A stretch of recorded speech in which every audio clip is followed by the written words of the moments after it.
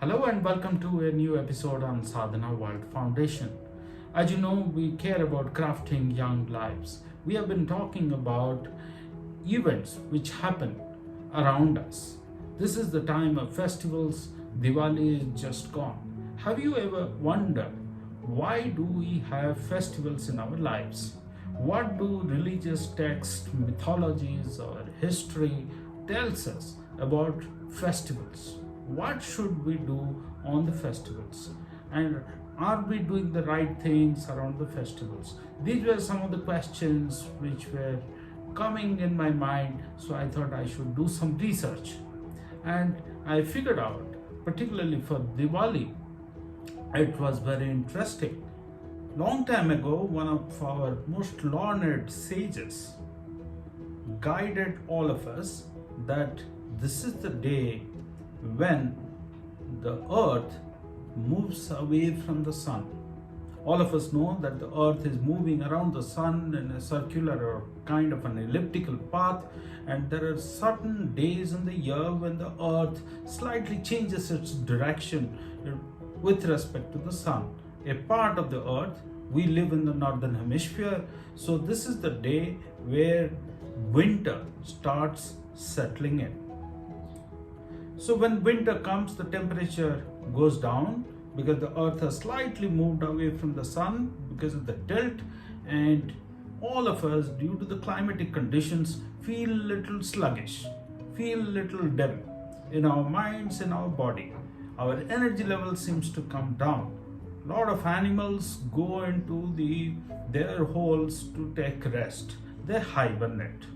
But human beings, being who we are, we have to find ways of lifting our spirits up, staying more energized, more active.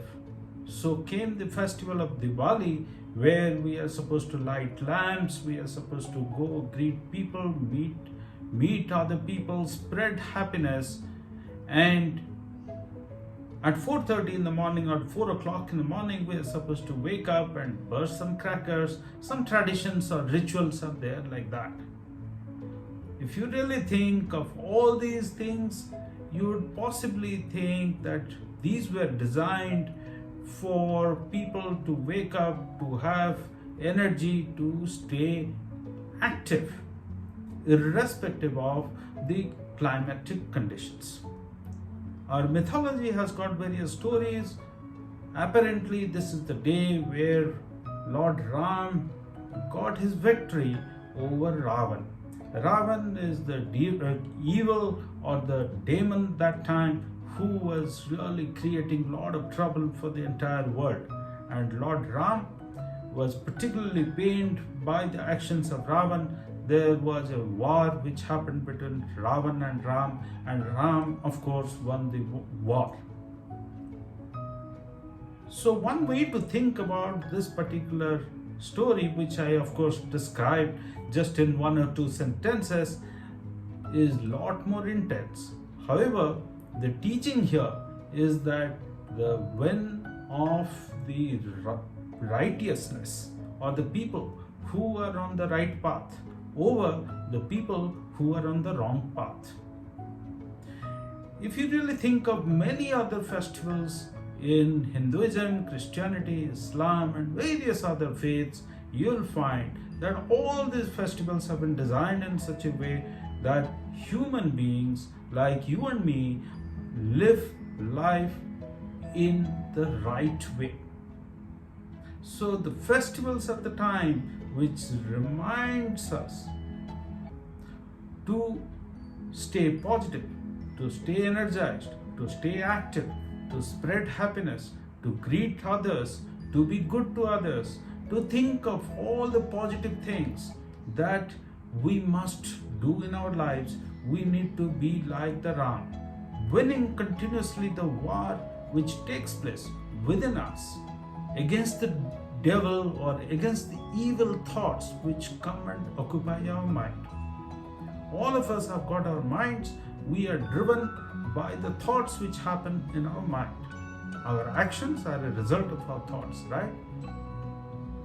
So all the time there is a conflict going on between the positive thoughts and the negative emotions or the negative thoughts. So the festivals are a reminder that the positives, the right things, the virtues win against the evil. Someone said that there was the war, the famous war between goddess Durga and Mahisasur. In our Markandeya Puran, Devi Mahatmya, which is considered to be one of the most critical parts of Markandeya Puran, talks about this war which takes place between goddess Durga and Mahisasur. And this war happened over 100 years. And there was a conflict between the force of all the positives, which is the gods, and all the negatives, which is the demons, that's Mahisasur. So all these guide us to the direction of leading our life with the positive forces, positive spirit, the positive intentions, the noble qualities, the moral values that our religious texts keep telling us about. Things like staying rooted on the path of knowledge, surrendering, devoting to some higher power, or to be nice to others, to be kind to others, to be truthful, and so on and so many other things. We talked about the 26 noble qualities which are defined in Srimad Bhagavad Gita chapter number 16. Lord Sri Krishna tells this human civilization that there are 26 noble qualities. We have talked about it in our previous episodes. So I did some more research. I figured out that there are 3 things that we must all do around these times of festivals, irrespective of the faith that we subscribe to. Or even if some of us may not believe in God, atheist, but many of you would even agree that these 3 things are possibly the right things to do. What are these 3? First, it's about charity. Festivals are the time which reminds us that we are so privileged. It's the time to be grateful to the others who have brought us to this world and have been able to provide us with all the things that we are today blessed with.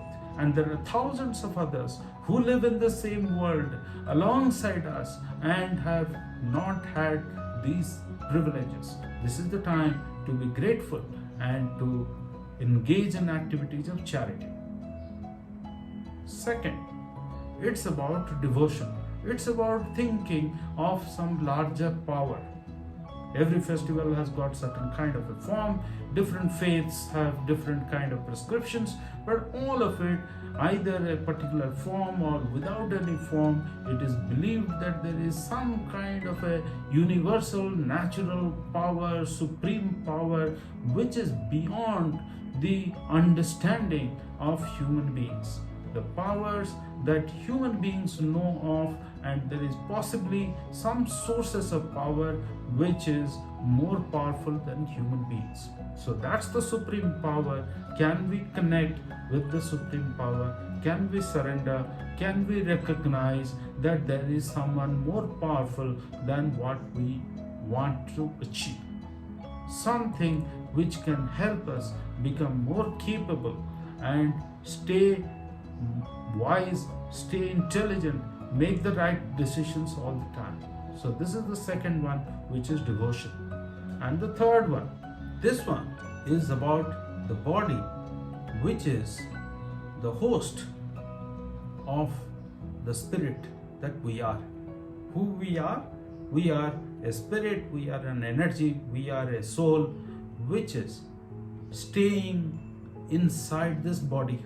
This body is like the house which is housing our soul, which is driving us to actions. This body needs to be taken care of. So many festivals are advocating taking care of this body. We take care of this body by giving it some rest on that day. How do you give rest to the body? Different components of this body are continuously working. Some of these components are overworked, are stressed, are overloaded. So we give this digestive system some rest on some of these festivals. That is why many festivals advocate fasting. So these are three things: charity, devotion, and fasting.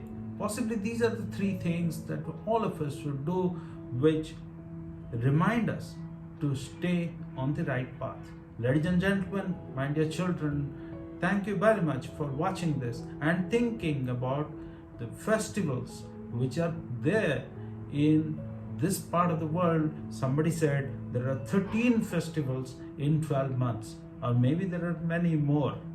Enjoy this responsibly by following the path of charity, devotion, and fasting.